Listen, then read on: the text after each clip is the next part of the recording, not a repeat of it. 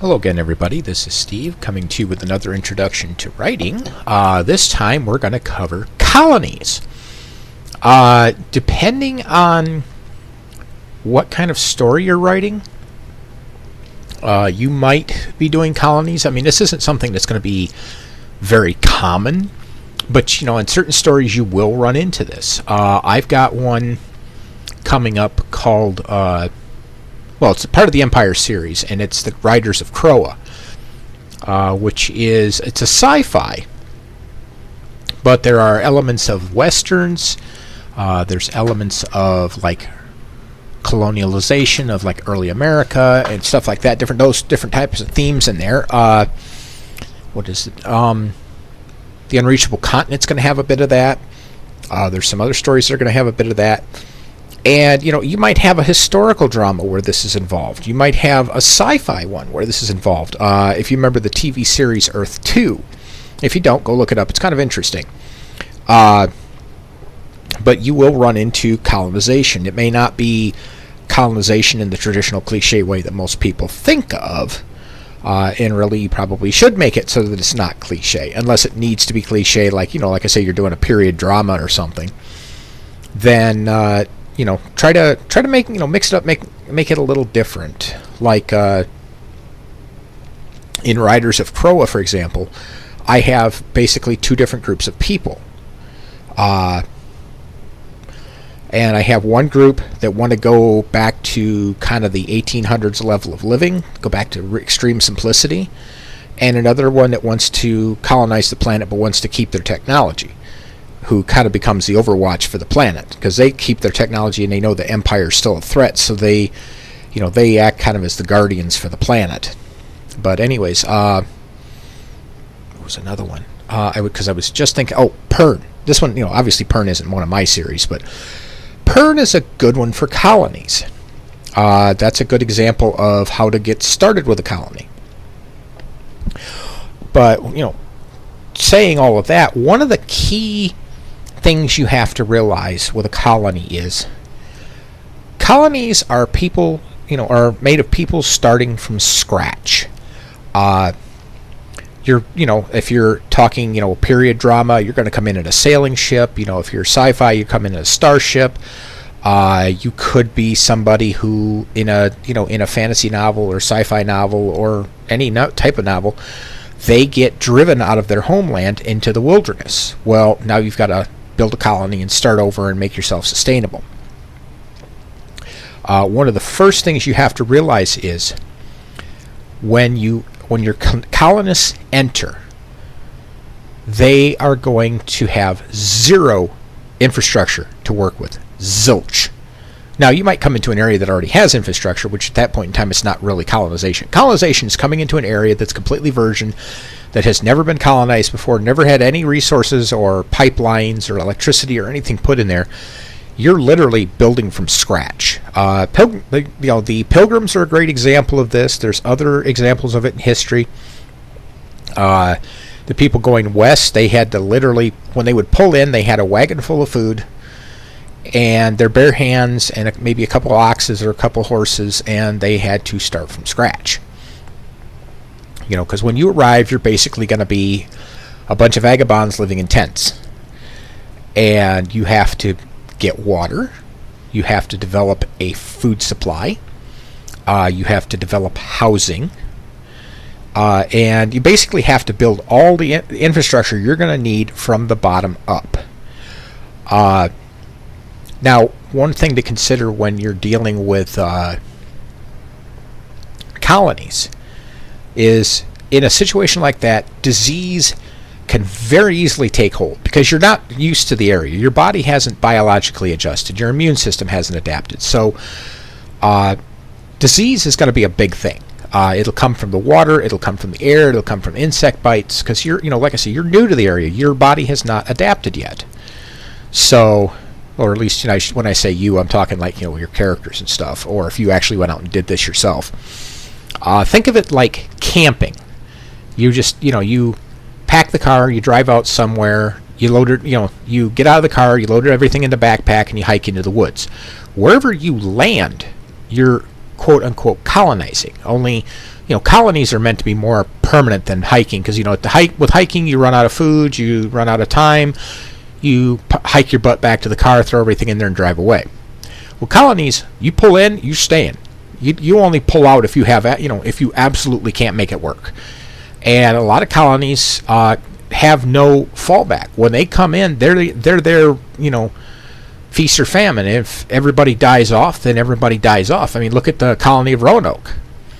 But yeah, like I say, that you're basically, it's like backpacking, but a little bit more permanent. One thing you have to consider too is the rules of survival, and this really goes for pretty much any survival situation, but it definitely applies to colonies. Is they use the rule of threes for survival. You can survive 3 minutes without oxygen, 3 days without water, 3 weeks without food, but not what was it? 3 minutes without oxygen. Yeah, I missed one. I knew I missed one. 3 minutes without oxygen, 3 hours without shelter, which that's debatable. Depends on the conditions that you're in. It might be 3 minutes if it's like a forest fire or a blustery cold winter day or sleeting or freezing rain or stuff like that. It depends. The 3 hours is kind of arbitrary, but it's a nice rule of thumb. But yeah, basically 3 minutes of air, 3 hours without shelter, 3 days without water, and 3 weeks without food. So like when your colonists first get to their location, hopefully they have the resources they need. But if they don't, your first and foremost thing you need to do is build shelter. That's going to be in any case. Now, if you got somebody who, like the Pilgrims, when the Pilgrims rolled in, they had enough stuff for 6 months, I think. 6 months or a year. It was a decent amount of food. And they had barrels of water, so they were good to go. They could kind of take their time building things and go for the shelter part first. Again, depending on how they're coming in, if they're coming in well supplied, I would work on shelter first, regardless if they're well supplied or not. Work on your shelter first. Get up at least like tents, or like if you're going really rustic, and you're in like a pine forest, you can make a pine bough lean-to. Basically, what it is a bunch of sticks all tied together, or decent-sized sticks, but they're all tied together and then thatched with pine boughs or pine boughs. In other words, pine limbs. It doesn't give you the greatest protection, but it does give you at least some. You lean that up against a rock face. You can lean it up against a tree or between a couple of trees. You can put if it's open-faced on one side, you can put a fire there to keep you warm if it's cold. If it's hot, it makes for a nice shelter from the sun, a cool place to rest in the heat of the day. Something else you got to consider is wild animals. Do you have a means to defend yourself? Are you in a secure location where wild animals aren't going to threaten you or harm you? Because like if you're in an area where there's possible bears, be it black bear, grizzly bear, panther, puma, cougar, etc., like that, and I'm not talking a two-legged kind of cougar either.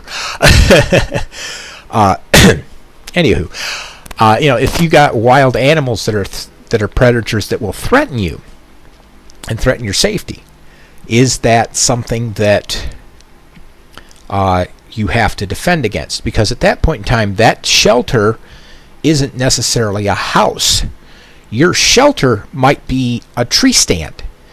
And the idea behind the tree stand is you have the high ground. I mean, it's probably not the most comfortable place to sleep and stay and stuff, but if you've got a lot of dangerous animals in the area, being up in the tree stand puts you on the high ground. So you're actually at an advantage. If worst comes to worst, if you don't have like the tree stand option or going up in trees and stuff, you can build on top of the hill if you happen to have a hill there that's a good strong point. And terrain, because if you remember, I mentioned terrain in a previous video. Your terrain is going to dictate how defensible that location is. If wild animals aren't a thing, fine, go for the shelter. Start with something simple. That would be how the best way for your characters to get started is start with something simple like lean-tos.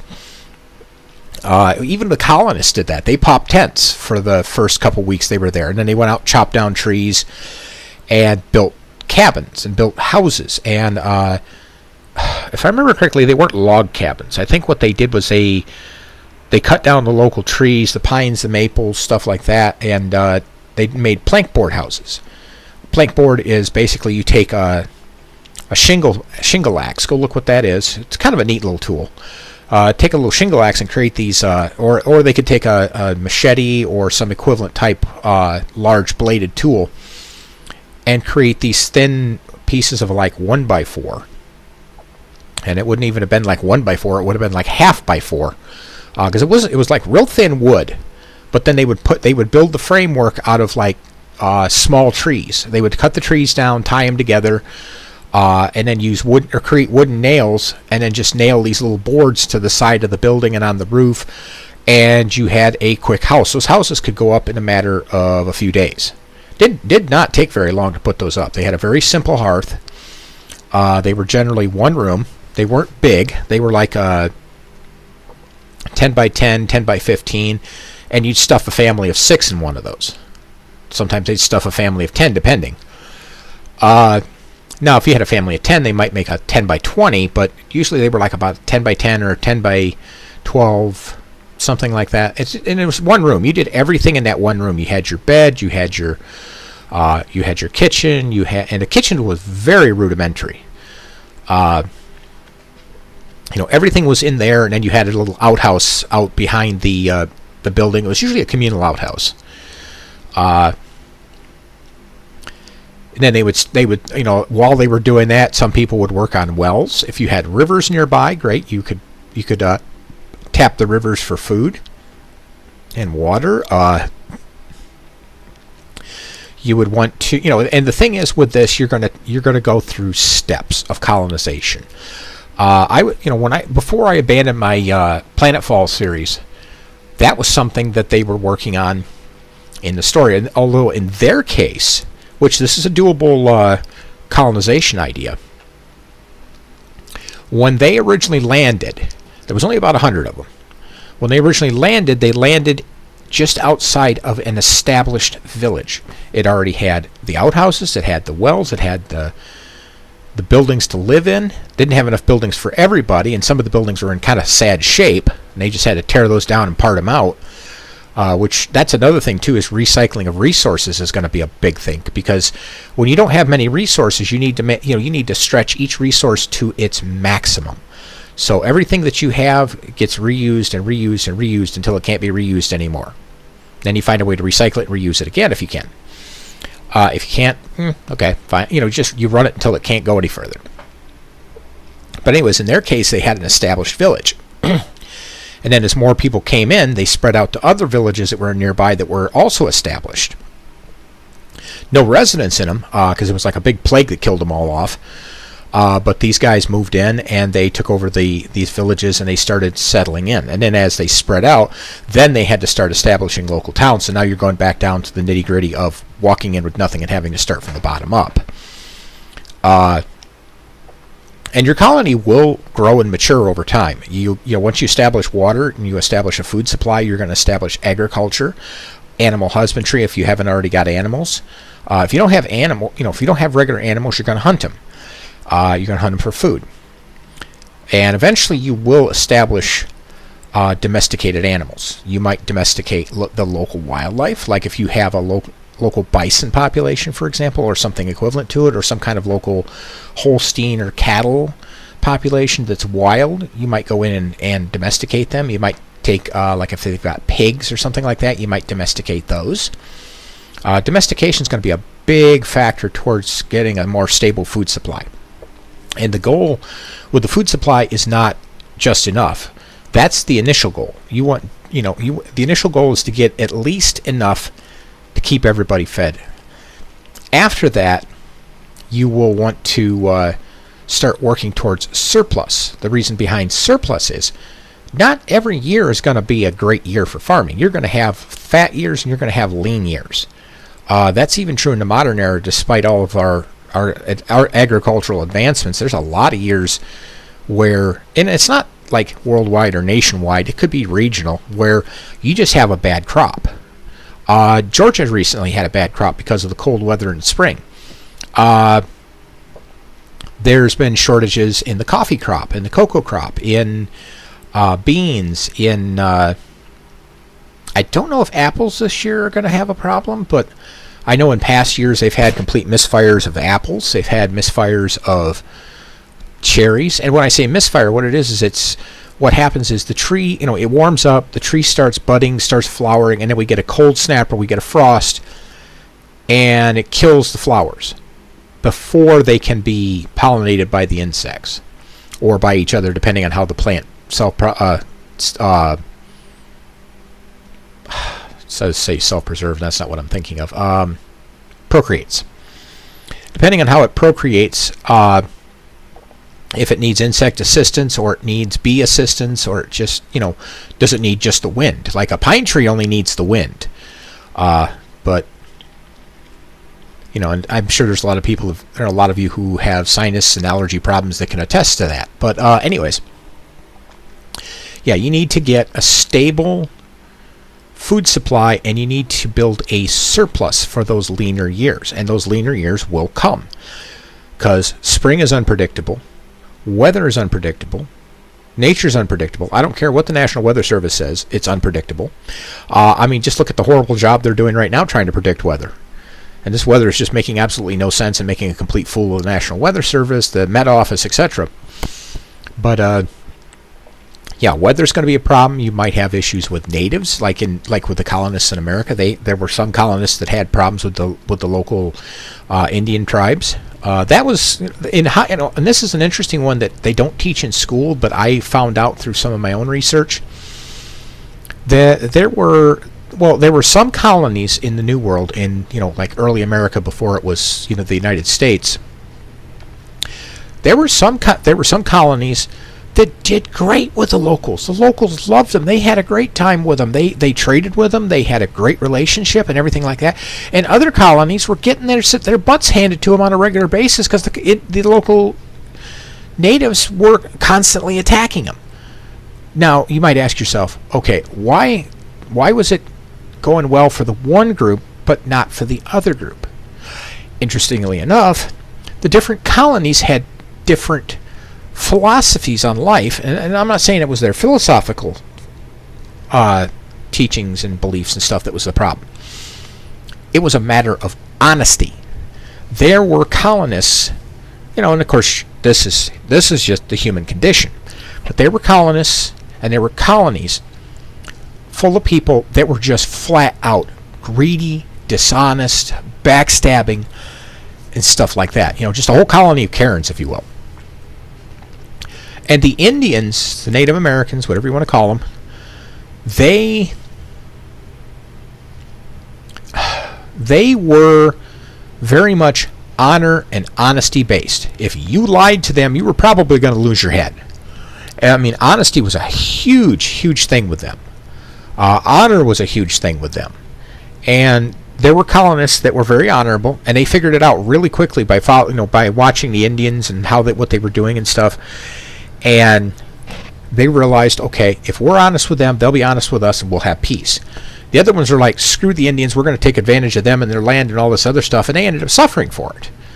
That's why you had a lot of, these attacks, because history in school teaches you that they were a bunch of savages and they're running around and they're just beating people up just to beat them up. No, there's a big understory on that. I recommend researching it. I'm giving you kind of the top crust of this. There's a lot more to it, but there's a lot of politics involved in colonization. There's kind of the alpha male and the beta female thing going on.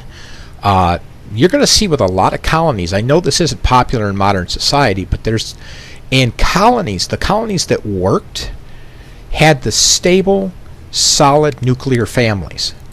Like I say, that may not seem like that works, but you look at it. You look at antiquity. When did colonies and empires and kingdoms and stuff prosper?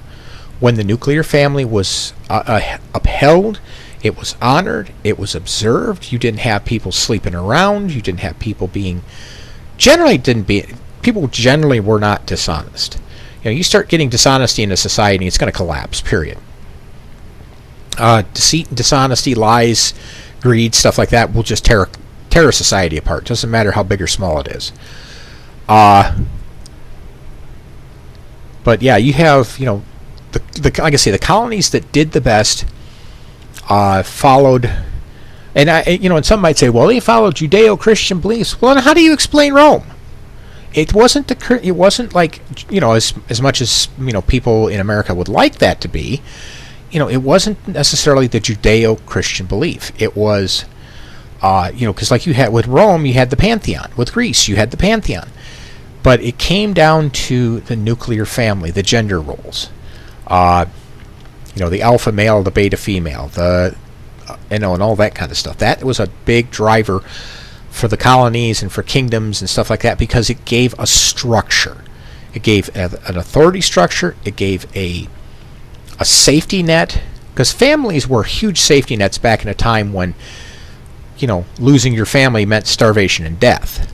So they were a shelter, they were protection, they were there was lots and lots of good benefits, and it worked for that time.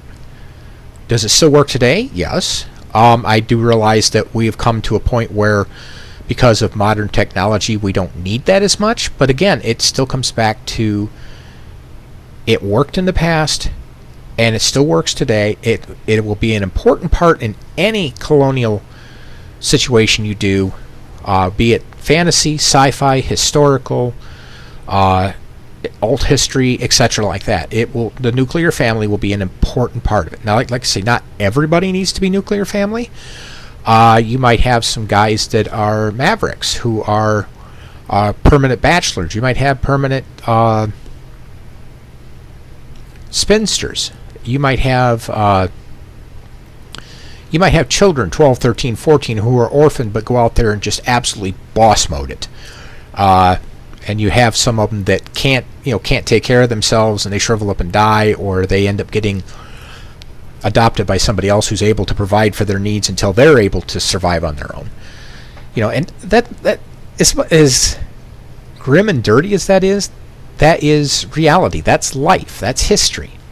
And that's, if you want your stories to be believable, you have to think about that. You have to include those things.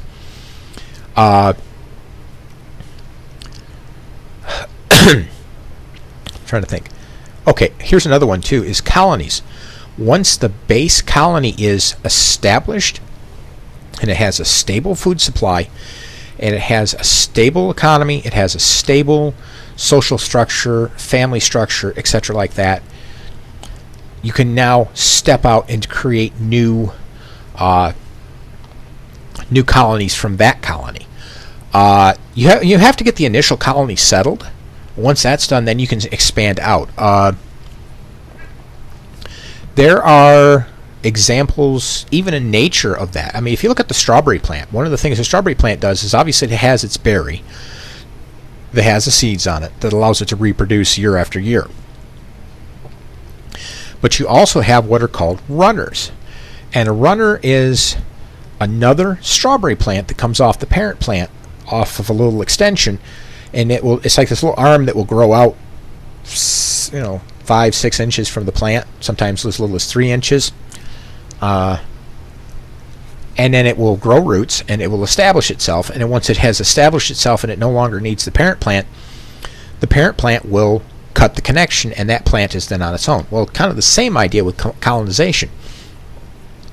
That original colony then becomes the supply post for the other colony. It gives them a safety net to go out, build a new location, and start the same way the original colony did. Get your water, get your shelter, get your protection, your food supply, all of that, until you are established to where you can take care of yourself. Then that original colony can spin off another colony, or if that one doesn't want to, then the new one that they created can spin off another colony and another colony and another colony and so on. And then that will eventually go from one colony to a group of colonies to a nation, basically.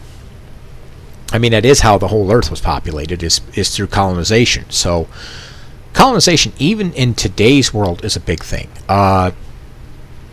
Taking a look at even America right now, there are places they're looking to set up cities out of nothing. Literally, it's just open, barren land. Well, not like barren, but in other words, it's no humans are there. It's good land. It's just that there's nobody living there.